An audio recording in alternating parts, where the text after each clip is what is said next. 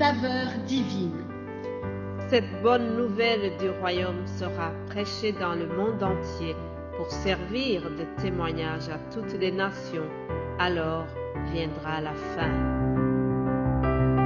Ce pain céleste vous est présenté par Immaculée Niraneza.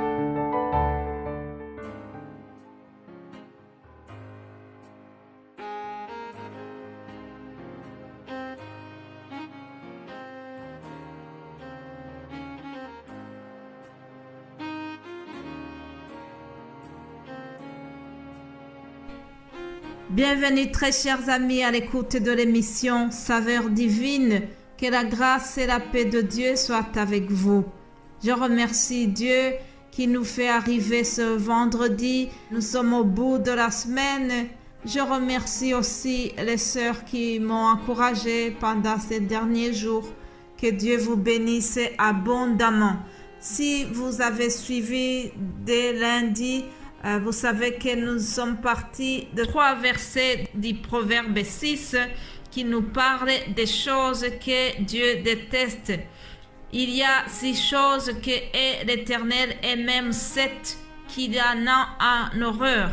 Les yeux hautains, la langue menteuse, les mains qui répandent le sang innocent, le cœur qui médite des projets iniques, les pieds qui se hâtent de courir au mal.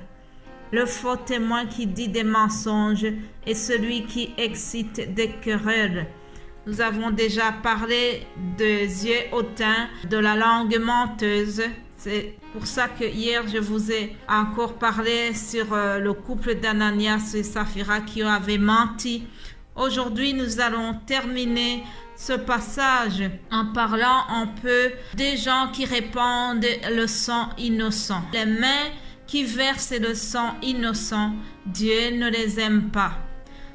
Vous savez, on n'est pas loin de l'Ukraine et de la Russie. Ces derniers temps, nous avons pu assister aux images terribles. C'est tellement triste de voir des enfants, des vieilles personnes, des gens innocents qui sont en train de mourir sans savoir même la cause de cette guerre. Dans nos pays, en Afrique des Grands Lacs, il y a beaucoup de sang innocent qui est en train d'être versé même aujourd'hui. Tout cela attriste le Seigneur. Partout dans le monde, il y a du sang innocent qui est versé ici et là. Malheureusement, c'est comme ça. Mais ce n'est pas du tout la volonté de Dieu. La volonté de notre Seigneur, c'est que les gens se détournent de leur mauvaise voie, qu'ils se répandent. Dans le passage que je vous ai lu également, il y a des pieds qui se hâtent pour faire le mal.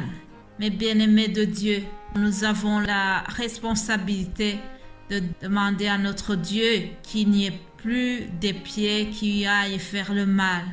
Au lieu d'avoir des pieds pareils, que nous puissions demander des pieds qui courent pour apporter la bonne nouvelle du salut. Alléluia. Et au verset 19 du même passage, nous voyons que Dieu déteste le faux témoin qui dit des mensonges. Ah oui, chers amis. Cela aussi se trouve dans les 10 commandements de Moïse. Exode 26, nous lisons ceci. Tu ne porteras point de faux témoignages contre ton prochain. Mais bien-aimés de Dieu, un témoignage mensonger ne contribue pas à l'exercice de la justice. D'ailleurs, ce n'est pas seulement une loi divine.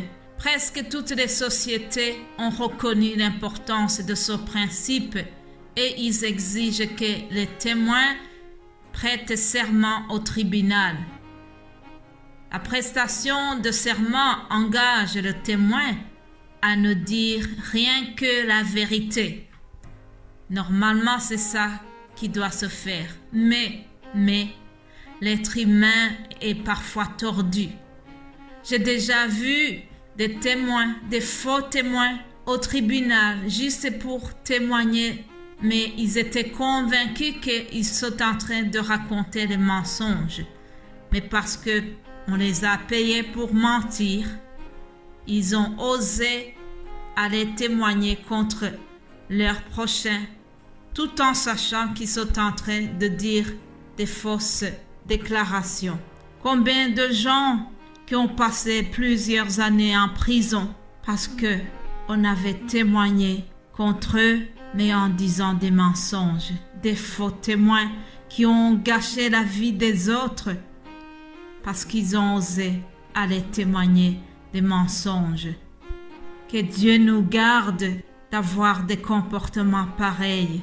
Mais bien-aimés de Dieu, bien entendu, il y a plusieurs autres choses que Dieu déteste. La liste qui est donnée ici dans ce proverbe 6 n'est pas exhaustive. Il y a d'autres choses que Dieu déteste. Si nous les avons citées cette semaine, ce n'est pas seulement dans le plaisir de les énumérer, mais c'est dans le but que nous puissions réfléchir et nous examiner pour pouvoir nous repentir.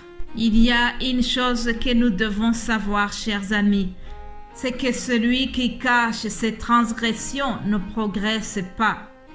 Cependant, celui qui les avoue et les délaisse, celui-là obtient la miséricorde. Alléluia. J'appelle le sang de Jésus-Christ dans notre vie pour que nous puissions vraiment abandonner nos péchés, pour que nous puissions avouer, réfléchir dans notre cœur et demander la miséricorde de notre Seigneur. Il est là pour nous pardonner. Il est prêt à nous purifier de tout péché. Je vous propose de terminer vraiment cette semaine dans cet état d'esprit, dans une attitude de repentance. Que Jésus-Christ nous vienne en aide. Que le méchant abandonne sa voie et l'homme d'iniquité ses pensées, qu'il retourne à l'Éternel qui aura pitié de lui, à notre Dieu qui ne se lasse pas de pardonner. Alléluia. Mon frère, ma sœur, si il y a quelque chose qui t'a touché parmi tout ce que j'ai cité depuis lundi et que ton cœur te demande de demander pardon à Dieu, n'hésite pas.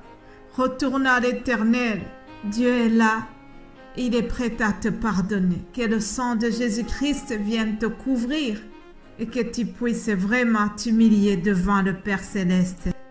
Je vous propose une autre lecture que je trouve dans 2 Chroniques, chapitre 7, 14. Il est écrit: « Si mon peuple sur qui est invoqué mon nom s'humilie, prie et cherche ma face, s'il se détourne de ses mauvaises voies, je l'exorcerai des cieux. Je lui pardonnerai son péché et je guérirai son pays. » Alléluia. Mon frère, ma sœur, je te demande si tu es vraiment dans cette catégorie des gens qui ont péché. Je te demande de t'humilier. Cherche la face de Dieu. Détourne-toi de tes mauvaises voies et il est prêt à te pardonner. Oui, le Seigneur veut nous pardonner, mais la condition c'est que nous puissions faire le pas, demander à Jésus-Christ de nous approcher du Père Céleste par son sang précieux. Alléluia. Pardon, Seigneur. Pardon, Seigneur, pardon pour toutes nos pensées impures. Viens changer nos cœurs si durs, nos raisonnements obscurs. Oh, relève-nous, nous sommes tombés si bas. Oh, relève-nous, par ta grâce et ton pardon, et pitié de nous, nous nous humilions devant toi. Oh, relève-nous, nous sommes tombés si bas. Oh, relève-nous, par par ta grâce et ton pardon, aie pitié de nous. Nous nous humilions devant toi. Merci Père. Merci pour le sang de Jésus-Christ versé à la croix pour que nous puissions être pardonnés. Pardonne-nous Seigneur pour tout ce qui n'a pas été à ta gloire. C'est au nom de Jésus-Christ que nous avons prié. Amen. Amen.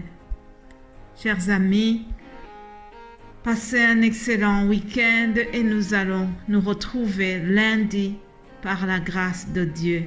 Soyez bénis au nom de Jésus-Christ. Amen. Amen.